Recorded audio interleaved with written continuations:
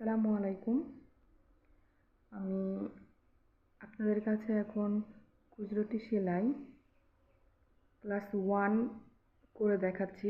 দেখেন, এভাবে দেখলে আপনারা কিন্তু খুব ভালো করে করতে পারবেন।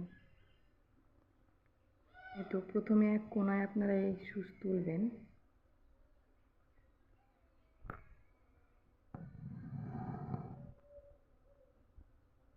পরে এই তো ডান দিকে মনে রাখবেন সুতা সবসময় বামে রাখবেন। এটা আমার বাম হাত, বামে রাখবেন সুতা আর ফুট তুলবেন এভাবে।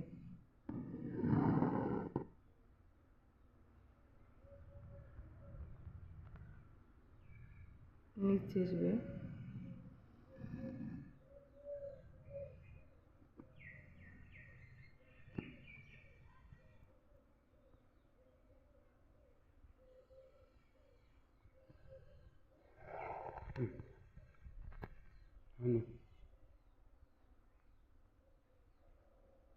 হচ্ছে না, বসতে হবে।